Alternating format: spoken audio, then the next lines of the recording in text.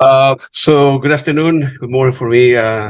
Tim, this is this is part two of an interview with Tim Bowness. Very happy that was able to allocate time for his busy scale, doing a lot of things like usual musicians do.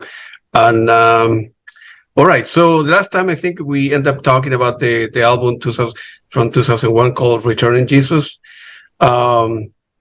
Feel free to elaborate on that album and so on and so forth. What memory do you have, and so on and so forth? Well, Returning Jesus was a bit like Flowermouth in the sense that I think we made it as if it was going to be our last album, really. We made it to be everything we wanted it to be. It was a real sort of labour of love and an idealistic album. And once more, we kind of got everybody we wanted on the album to be on the album, and hopefully made it as good as we possibly could. We went into a studio in Wales, quite a well-known studio, hired out things like Hammond B3 organs, got Steve Jansen back on drums. And I think that was kind of made at the point when Porcupine Tree's star was definitely rising. And for No Man, it didn't necessarily feel like the most essential period, but we absolutely loved the music. And so we, dedicated ourselves to making something as beautiful as we could, which is exactly where we were with Flowermouth, except in that case, we were signed to One Little Indian, and it felt like that was going to be our last album for the label. So the idea was, let's just go out with everything blazing, really. Yeah. Is it fair to say that, the No Man's folk that liked that No Man albums and the period were going, when Steven Wilson was working with Porcupine Tree, carry the same fan base, if you will, about, although they're two different type of music, right? So yeah, I mean, I think eventually there was kind of a bleeding into it, because I think I've always, been pragmatic about these things. I think that people who discover Steven's music and Porcupine Tree's music, and because there's a very strong connection between No Man, obviously Chris Maitland was originally in No Man, Richard Barbieri had originally played with me and No Man, so there's always a very strong connection, and I always felt that people would reach us somehow. But as you say, the music's very different. I think 2001, it very much felt as if Porcupine Tree was the ascendant and No Man was not, but it was very like Flowermouth in the sense that with Flowermouth, we made an album that was as uncompromising and, as I say, very much what we wanted to do, and it ended up selling the best of all of our One Little Indian albums. And the same with Returning Jesus, really, that it wasn't produced at the best time for the band, or even the best time for this particular type of music, but primarily, I hope, because of the idealism inherent in the music, it reached more people, and suddenly we found that there was a real energy and a buzz around No Man again once we'd produced Returning Jesus. So the album, to a certain extent, was written and recorded during something of an emotional slump, but when it was released, there was a very positive atmosphere surrounding it, and that directly led to Together We're Stranger, which I suppose in some ways took Returning Jesus, the title track, which is one of the more abstract pieces on the album, even further. We made this into an album-length investigation of a particular type of mood. That's beautiful, and it's good to, I suppose, as a musician, or as a painter, any people that don't do that kind of work for a living, to have the freedom, the two of you with Steven, have an idea and not having pressure from, I don't know, for the record label. We want this type of music, or hits, or why they're too long, and so on and so forth. So the two of you in a room for a week, creating great music, and then after that, showing, I suppose, the end product to a record label. I'm hoping that they will like the stuff, But Together With Stranger, I think, was probably one of the most abstract and difficult albums in a way, but it's become one of the most popular No Man albums. And I suppose there were quite strong emotions surrounding that album, and I'd been in a long-term relationship that collapsed around that time also, my father, who is still unbelievably alive, was extremely ill during that time with cancer. So, there were all sorts of emotional pressures informing that music, but I think it made that music stronger. Absolutely, yeah. The love of your parents. Like I told you at the beginning of the first interview, if it wasn't for my dad showing me music when I was a baby, I wouldn't be in this world probably doing what I'm doing, or I'm doing a lot of things. Because so my son now, he just turned 18, is going to be the same. I mean, we go to concert, I show him stuff. He likes certain amount of music, he doesn't like certain amount of music, but I want him to, hopefully, music be part of his life like it was for me. Whether the type of music like that's completely relevant. It's no, I don't want him to be me, right? I'm not the music. I don't like the music like that, but the opening up to see the beautiful music or painting or art or opera or it's unbelievable. And for me, seeing a band live, it's like a ritual. I don't know how to explain it, but I'm looking forward to events like that in my life. So I saw a great band on Saturday. I'm going to see, a tribute band, Big Floyd, Brit Floyd tomorrow, and it gave me a lot of satisfaction. I never saw, Pink Floyd as a group, and but seeing equivalent of their music is good enough. So. I know. Well, I will say for me, it was the opposite, because I had no parental encouragement, and that actually made me more interested, I think, in expression through music and literature and so on, because of the lack of encouragement. So I guess inspiration comes in different ways, really. But and as a correction to the last interview we did, actually, I was 12 when I kind of discovered a lot of the sort of music we were discussing about, the sort of the Pink Floyd's, Led Zeppelin, Tangerine Dreams. It was actually during the very, very hot summer of 1976 that we had in Britain, where it was so scary being outdoors. We were all indoors, and with a lot of my school friends, we were having Sabutio competitions and listening to various albums that belonged to parents and so on. So that was a great way of being introduced to music, which certainly at the time seemed quite exotic, and introduced me to very different types of sonic worlds. Mm-hmm. It's a beautiful thing, It's like you go into a new town or new country and you get lost in, certain street. You don't know where you're going. You need to go back to dinner or go back to the hotel in 3 hours, but you explore. You might be in Paris or Vienna or Berlin, whatever. You don't know the language, and you walk around and take pictures, take coffee or tea or whatever, and discovering things. It's the mystery of not have preset or everything. It's beautiful. Be not being controlled, if you will. Getting lost or discovering new music. Or it's a beautiful thing, I think, for human beings. And then later on, you ended up releasing on May 2018. No, I'm sorry, 2008. Schoolyard Gods as well. That with, I think, I guess musicians were Pat Mastelotto, Travis, Gavin as well. Yeah. Then again, that was that album received great reviews as well.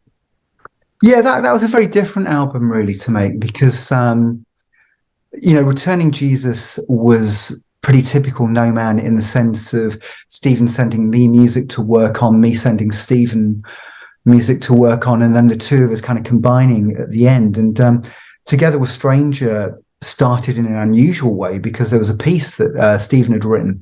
He sent it to me, and I wrote something over it, and I got a band in the studio and developed it into a full piece. And once I'd done it, he then told me that he'd already developed this as a bass communion ambient track. But he eventually liked what I'd done with the piece so much that we then had the starting point for the main Together with Stranger suite. But Schoolyard Ghost was quite different, in the sense that I'd written a lot of the music, or I'd co-written the music with certain people like Giancarlo Era. And as I think I mentioned this to you last time, actually, that we then got together and produced the album. And at the very, very end of the Schoolyard Ghost session, we wrote Wherever There's Light. And that was a traditional me, Stephen, in a room together writing from nothing. And it was kind of a magical moment. So Schoolyard Ghost was generally quite different because that was probably the only No Man album where it really was kickstarted by songs that I'd written and brought in. Amazing, man. Amazing that the energy, a collaboration, the friendship that you have had with Stephen Wills for many years, that the two of you, sometimes with no material, okay, I have Friday and Saturday, or let's meet me somewhere in a studio and see what happened, So well, it's always been like, it's always been like that. I think that, when we did Schoolyard Ghost, for example, that I brought the pieces in, and I think that Stephen's never satisfied with that, of course, because we get together and suddenly the ideas are flowing. So once I brought something in, he can hear something different. And as I always say, one of the greatest examples of that was True North, which is one of my favorite No Man tracks, and that started off from a miniature piece that I'd written called Another Winter, and I played it to Stephen, and almost immediately he could see where that could go. Then once I'd heard what he did, I could see where that could go. And it was, in the end, quite a mutual creative process. Got it. Perfect. And then, 11 years later, right, from 2008 to 19, you guys released the Love You to Bits. First question, why so many years in between albums? Difficult. I think mainly that was the time, because when we did Schoolyard Ghosts, we recorded an orchestra at the very end of the sessions. It was on True North, and it was orchestrated by Dave Stewart, who you may know. And at the same time, Dave was also doing an orchestration for a track from what was going to be Stephen's debut solo album. So I think that kind of marked a transition, really, that particular session.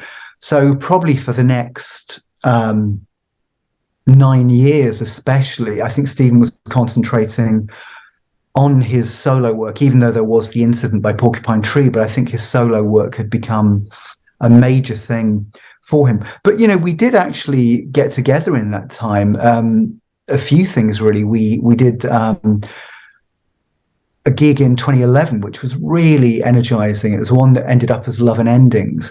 And we loved that gig because it sounded nothing like any of our albums. It was very true to the nature of the material. But because of the band that we'd selected, it also had a very different identity, and it was taking No Man somewhere different. And we enjoyed that so much that we did a tour in 2012 with No Man. We did quite a few European dates and played in Poland, Germany, Netherlands, etc. And we were intending after that tour, because we'd enjoyed it a great deal, we were intending to do a studio album with the live band. So this would have a very different feel from anything No Man had done before. And as with Schoolyard Ghosts, I'd kind of been writing quite a number of pieces and preparing for the album.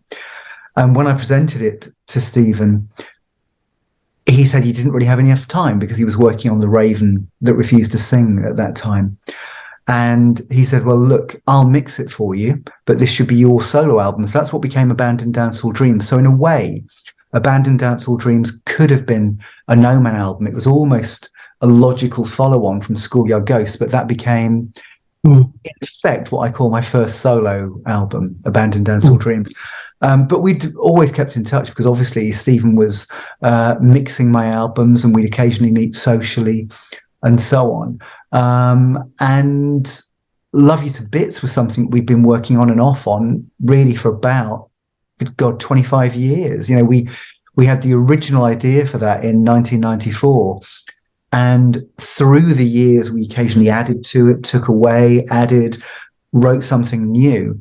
And it was just that in 2019, we both had the time where we could concentrate and finally make Love You to Bits into the album that we'd always wanted it to be. And it was really, that was great fun. It was almost written, I think I said, that was an album that reminded me of the very early days of No Man, when it was just me and Stephen in the studio, when we're working from patterns.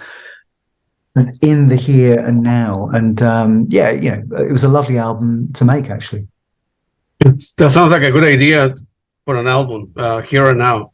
Yes. There you have a title. It's so in terms of your creative process, how your mind and works, you're always listening or writing stuff down, whether you go to a supermarket or this morning, or when you go out to dinner with friends, family, whatever. Your ideas come to you, or you sit in front of a piano or guitar and then you make it happen, or the stuff comes to you, or it's a combination of both.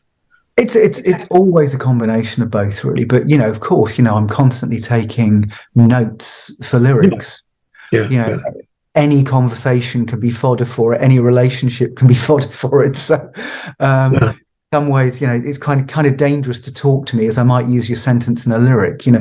But so it's certainly in terms of sort of lyrical ideas, I'm always just open to phrases, or indeed sometimes things just pour out. There's an empty page, you have an idea, and it pours out. Musically, again, it can vary, because as I say, I've just finished what's going to be my 8th solo album. And it's very, very different from any of my other solo albums in that it's all me. I'm playing all of the instruments. I produced it all.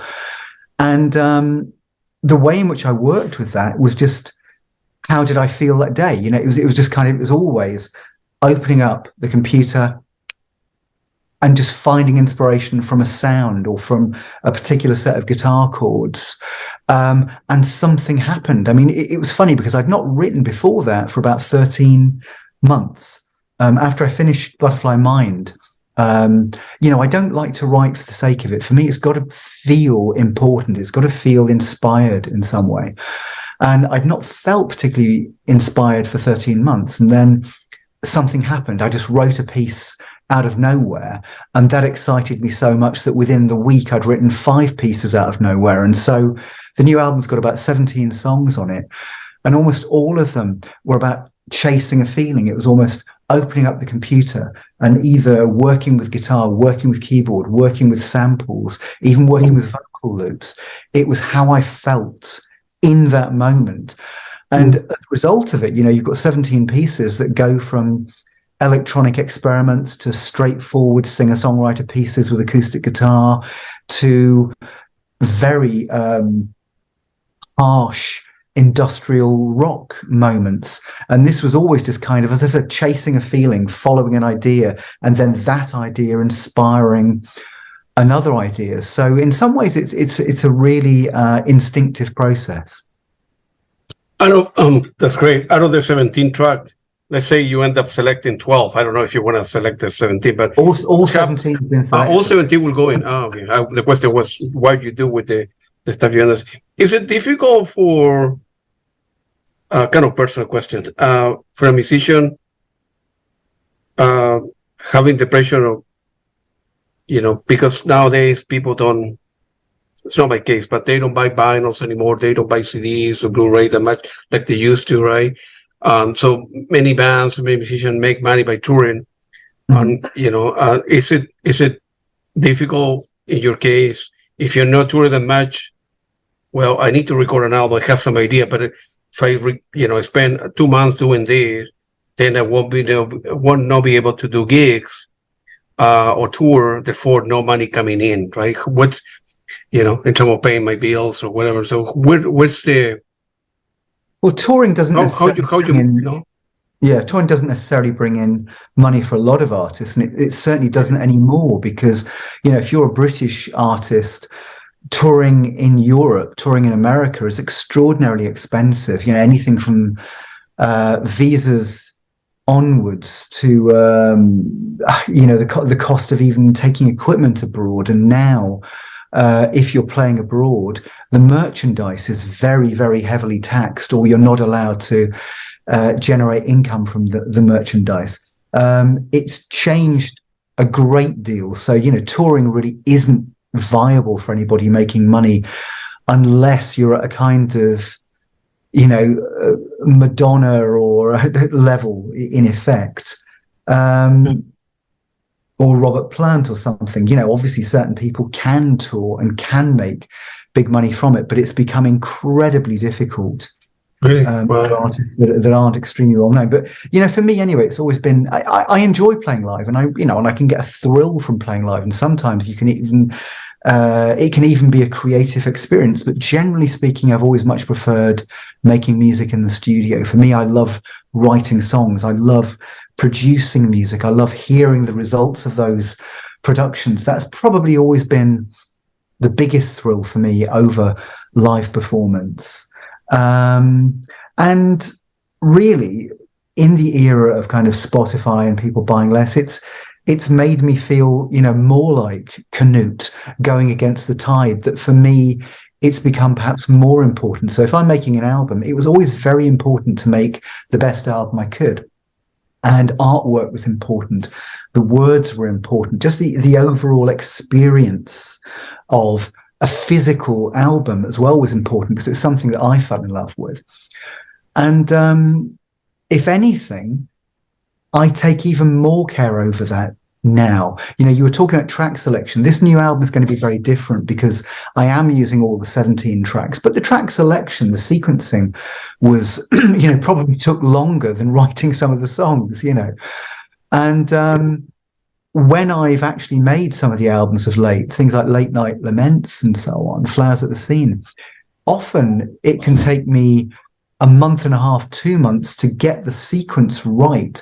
And in general, you are right that I might write 10 to 15 tracks and only go with 9. And you're always trying to make the strongest album statement. And so for me, in terms of sort of sonic quality, the packaging, if anything, it's even more important to me than it ever was, because if I'm going to go down, I want to go down fighting, and I want to go down with my best work, producing something that I'm very proud of, that I want in the world. What's your take on, say, yourself and Steven Wilson and so on, so forth? They end up doing remixes in 5.1 and Atmos and so on and so forth, and as if it's done for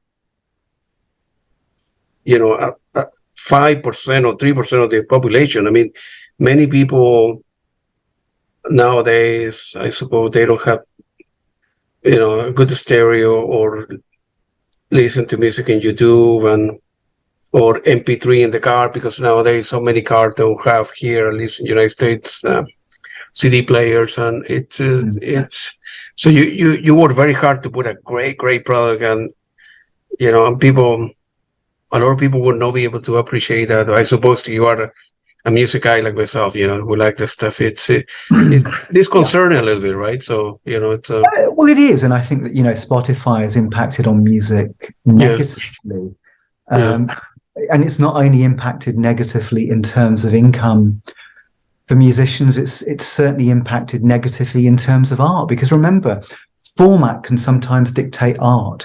So a lot of what I suspect you like, and a lot of what people who like my music like, is the album as a format. And when that emerged in the 50s, that particular vinyl LP, it gave a certain amount of time to play with that, of course, previous 10-inch singles and shellac hadn't allowed. And so people then played to that. So the album, to a certain extent, was as much an accident of format. People like Billie Holiday and Frank Sinatra making concept albums in the 50s relating to moods and so on. And then, of course, with the Beatles in 67, although there were examples beforehand with Frank Zappa and so on, and Velvet Underground, but truly transforming the album into a real art form in terms of package, with Sgt. Pepper's.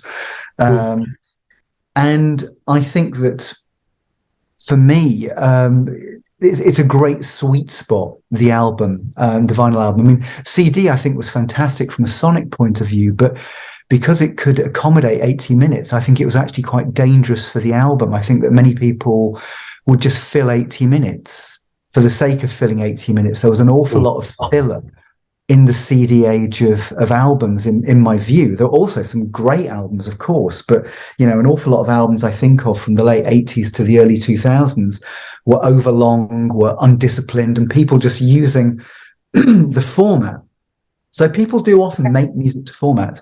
And the interesting thing with Spotify, as you say, is that people listen to it on equipment that isn't hi-fi, which isn't necessarily a big problem, because music, if it's emotional, can touch you on whatever equipment you're listening to. You know, if I think of the first ever albums or singles I bought, it was a terrible record player, but I still loved the music and connected to the music. Sure. And but the problem, I think, with Spotify is that, you know, music pouring through like water, it just seems to have very little value. And one of the things, well, two of the things they've found since Spotify is that people don't engage with music in the same way they did. It's pure background in a lot of cases. Also, they've noticed the introduction. So, for example, if you take Wish You Were Here by Pink Floyd, that entire album begins with an extraordinarily long, slow build-up. It's an all-enveloping experience that you've got to buy into and you've got to give yourself to. And they found in the era of Spotify, people are like sort of 1980s A&R men, that they'll listen to the first few seconds, and if it doesn't hit them, they'll ignore it.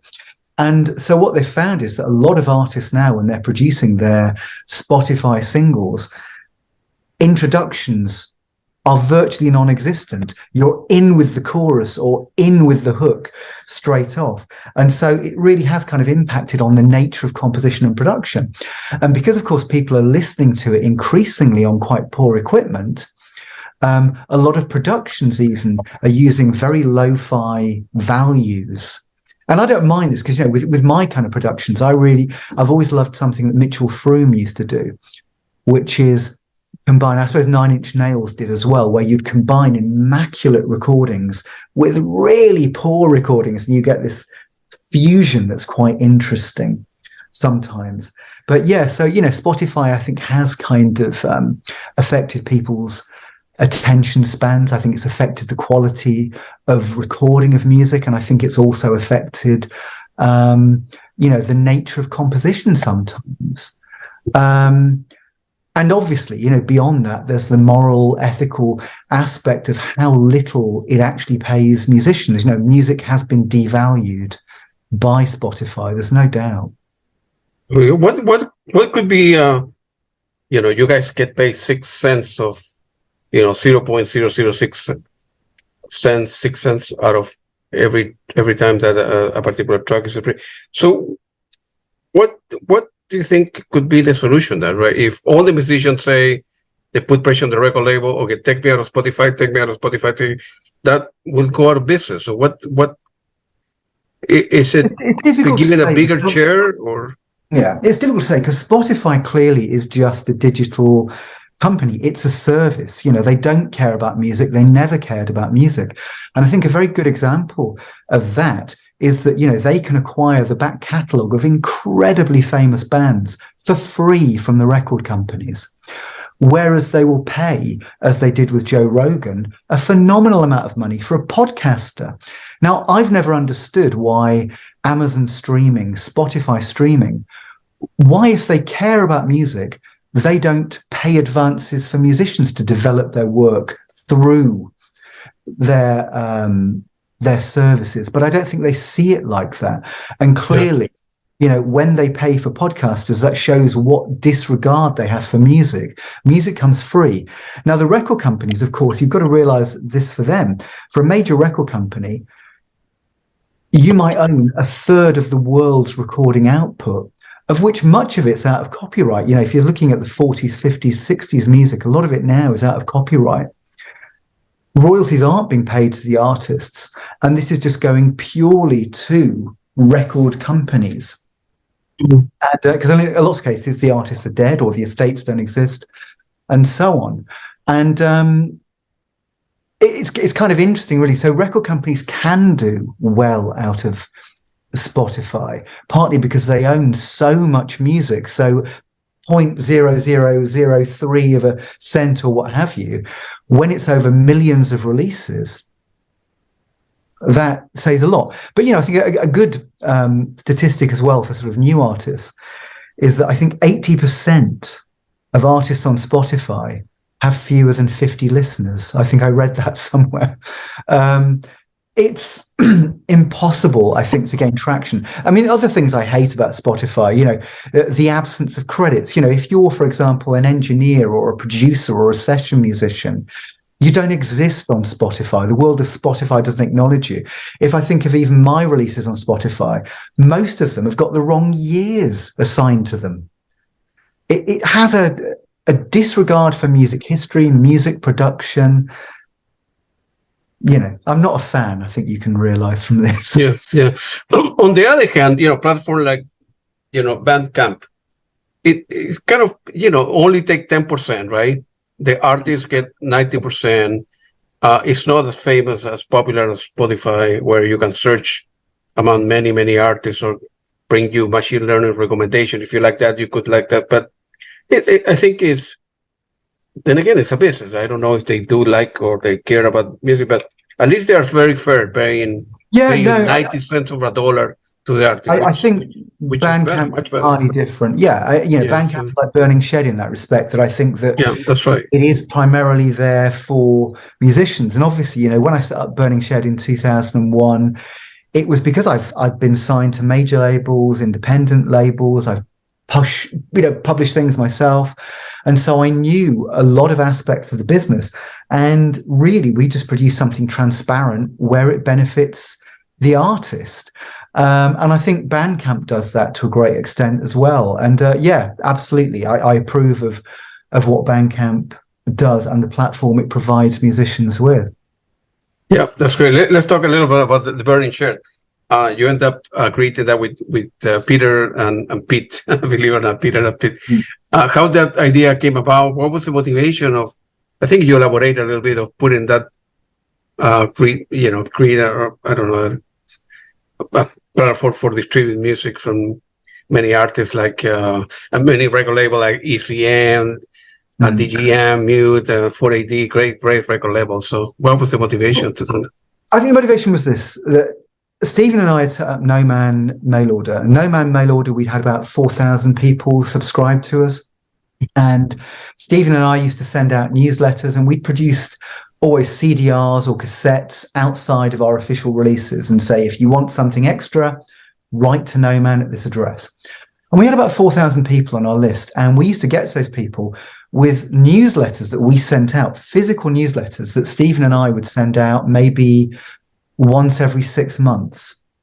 And if we were releasing a CDR of, say, our radio sessions from my home address, we'd sell about 2,000. It was an interesting thing. We'd send out 4,000 newsletters and we'd sell about 2,000 of this. So that was something in the back of my mind, to do that properly, because it was all up until the late 1990s, sending out something in the snail mail, people ordering from my house and me posting something. That was the No Man Mail Order. So there was a motivation to do that better. And also, I kind of had an idea about setting up a label that would allow people to release their more experimental work cost effectively. So at that time, late 1990s, early 2000s, it was still a boom time for CD sales, but a lot of artists I knew might have a fantastic idea for an album, but because it was only going to sell 5,000, the record company were not interested. So I'd kind of floated the idea around for a few years. And suddenly this online on-demand opportunity came up, and somebody I knew, Pete Morgan, who'd supported No Man in the past, actually owned one of these machines and had his own warehouse. So Pete, I was in contact with a fair amount socially, and I put this idea to him. And because he was a No Man fan, he went along with the idea. Peter Chilvers had been somebody I'd been discussing the label idea with, and he completely agreed and was interested and wanted to contribute to it. And Peter's skill was that in that period, he was one of the very few people who knew about e-commerce. It sounds now primitive, but in the year 1999 or 2000, not very many people knew about e-commerce, could set a site up that took money and processed money. Yeah. And so that was what Peter did. Peter was working for a company called Play.com, who were Amazon's biggest competitor at that time. So really, it was a fantastic combination of the three of us, really, that Pete had the machinery, and he'd also run a record label in the past, an indie label called Noisebox, which was really interesting. We all cared about packaging. We all cared about artistic focus. And as you said, we loved the idea of labels like 4AD, Factory, ECM, even the original Charisma, labels that had a real artistic focus where you could trust what you bought from them. And so we started off with a few kind of experimental side projects. So I gave a singer-songwriter project. Stephen Wilson gave his first Bass Communion album. Rogerino gave us an album. And luckily, it picked off right from the start. We started off by sending out letters to the people on the No Man mail order list. That's how that ties in.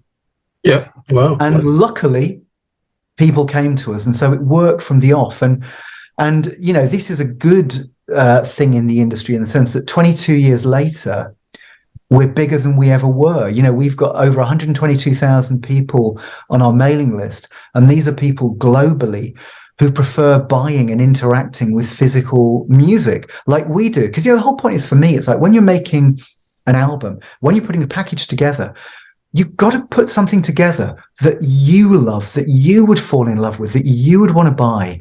Because we're in a world where there's so much out there and there's so many problems that it has to feel worthwhile. And I guess that was one of the motivating factors for Burning Shed.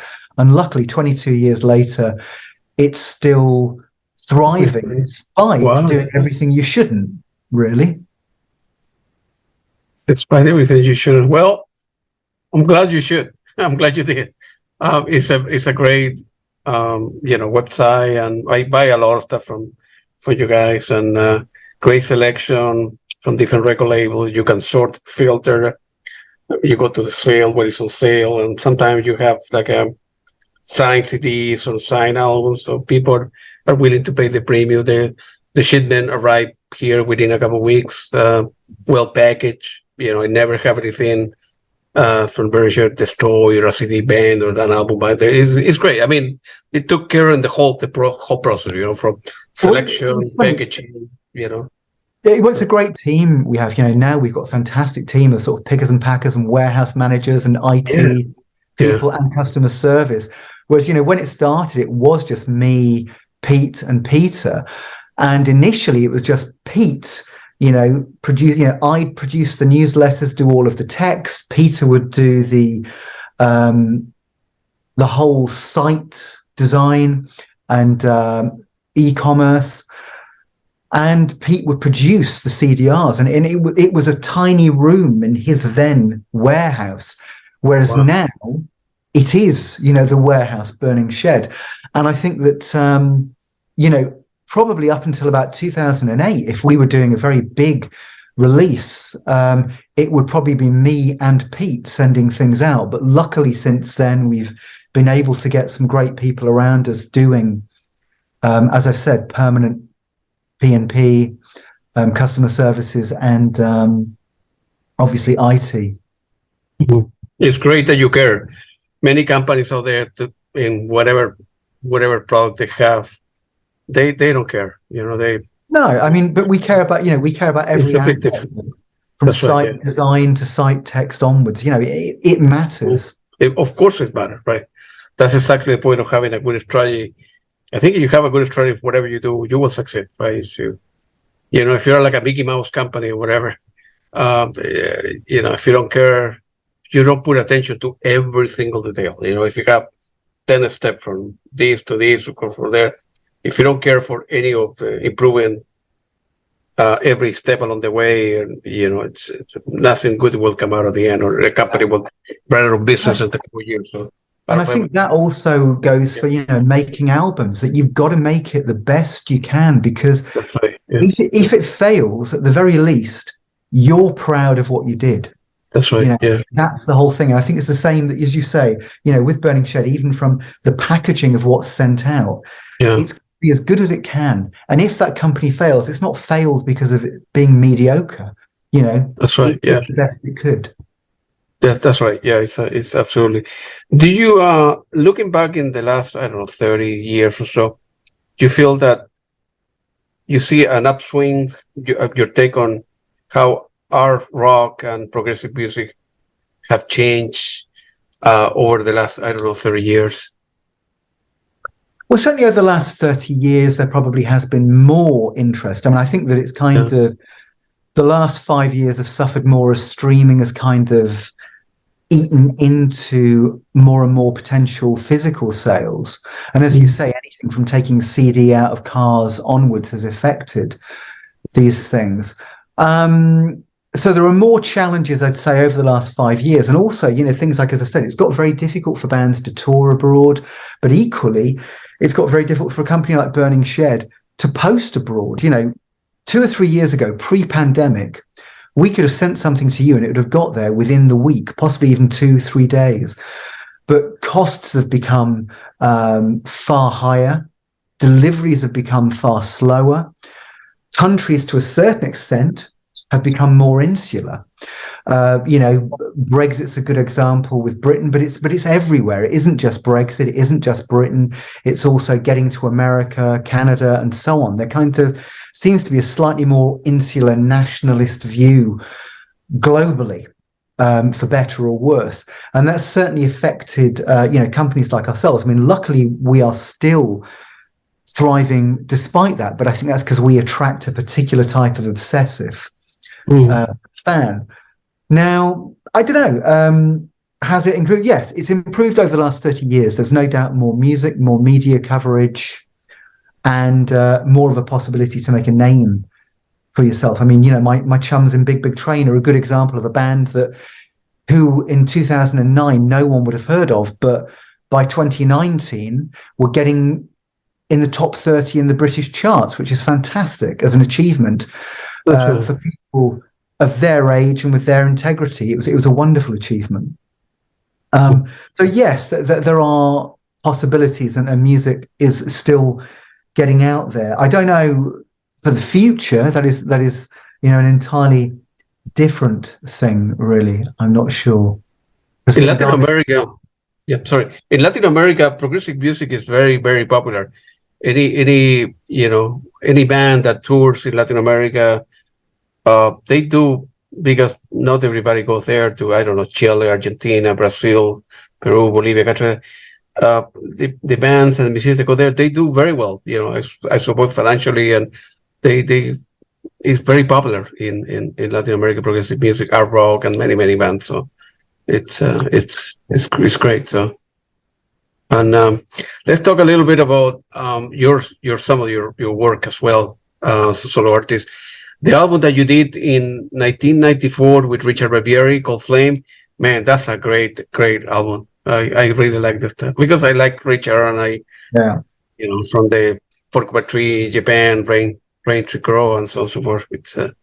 It's good. Well, Flame was kind of produced concurrently with Flowermouth. So when I was making Flowermouth, I was also making Flame with Richard. And the No Man album was much more cinematic, if you like. It was a real widescreen album. What I was doing with Richard was much more intimate, and we wrote and recorded a lot of that in his flat in Catford. And we did a couple of days in the studio where we got people like Gavin Harrison, who drums on the album, and Danny Thompson to play. So that was quite an effortless album to make, really. And obviously I've always kept in touch with Richard, and we wrote a couple of pieces about a year ago, and we're doing that. We're working on a couple of songs at the moment that might find release in the next few months. Who knows? Wow, great, man. Excellent. In 2000, you released The World of Bright Futures, another great album with Samuel Smile. That's according to me, a great album as well. So, well, that was an interesting one, because I've been playing with Peter and Michael. It's Michael Bearpark and guitar. Michael, I've known since he was about 15, and he was like a guitar prodigy in the neighborhood. And he's a fantastic player, very inventive. He's a professor of theoretical chemistry, and he applies his science to his guitar playing.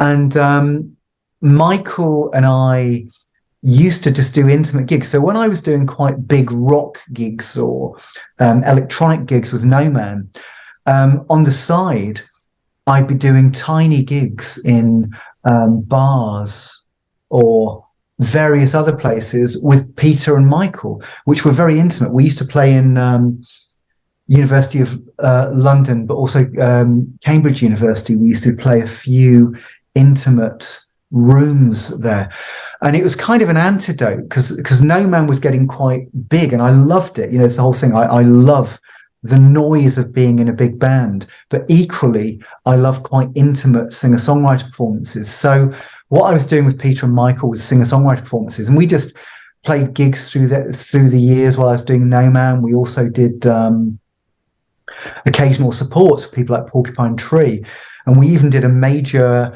BBC radio session on Radio 2. But World of Bright Futures was the first album we made, and that was kind of we'd already been sort of a band for 7 years, and we'd had other players working with us as well. We had a cellist working with us and a saxophonist and so on. We had different lineups.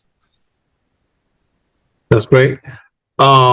Your debut solo album, My Hotel Years, was released on One Little India in 2004. Feel free to elaborate on how difficult was every time you do something. The first time. That wasn't difficult. Have a lot of challenges. Those albums, it's not my favorite, as I've always said. I think with My Hotel Year, I'd had a run of what I think was really strong albums in the sense of Returning Jesus, Together with Stranger, and the album I did with Peter, California Norfolk. I mean, that was a lovely album to make as well. So those 3 albums, I think, were almost a trilogy where it was a wonderful experience making the music, and I think it came through in the music.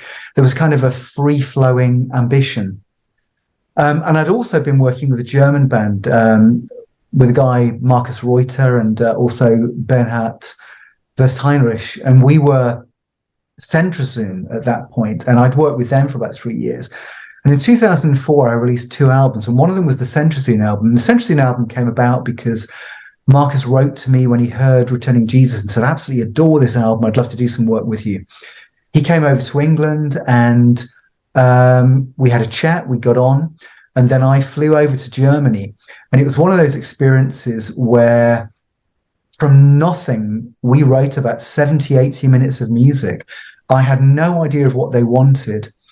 And we just improvised. And from that improvisation, we kept some of it and we wrote some pieces over passages and so on. So we wrote more solid pieces. And that was an interesting project for 3 years where we did a lot of spontaneous gigs all over Europe. Festivals and then some unusual venues just for the sake of it. And I think that was quite a strong experimental album. But My Hotel Year came about because I was working with 4 or 5 different people, from Roger Eno to Stephen Bennett to Peter Chilvers again. And Hugh Hopper as well, who once had been in Soft Machine. And 1 or 2 pieces were emerging. There was no album, there was no project that was coming out of these one-offs. And so My Hotel Year was a way of soaking up the best of these pieces that had got away, of these mini collaborations with Hugh Hopper or with Marcus or with Peter or with Roger Eno. So I just kind of put them together in one album along with one singer-songwriter piece that I'd written called Black Rock 2000. And that was the album. And it was kind of, it has a coherent sound because it was David Picking did a lot of the engineering and co-production. And he was very good. He had a great sonic sensibility. And I wanted to work with him because I did a guest vocal with him in 2001. And he also appeared on Together with Stranger by No Man. So I think that he's the best thing about that album in the sense that it's got a good sound. But I just think, for me, it's weird. There's kind of, it seems to be shades of grey, that album for me. And also it feels, perhaps it's because I know how it's put together, it feels cobbled together from various bits and pieces and not necessarily working as a coherent whole. Whereas things like Centrazune, California, Norfolk, Together with Stranger, Returning Jesus, they were very focused. Whether they were spontaneous or whether they were fully developed, they were really focused. And I think that My Hotel Year didn't have that level of focus. Yeah. When you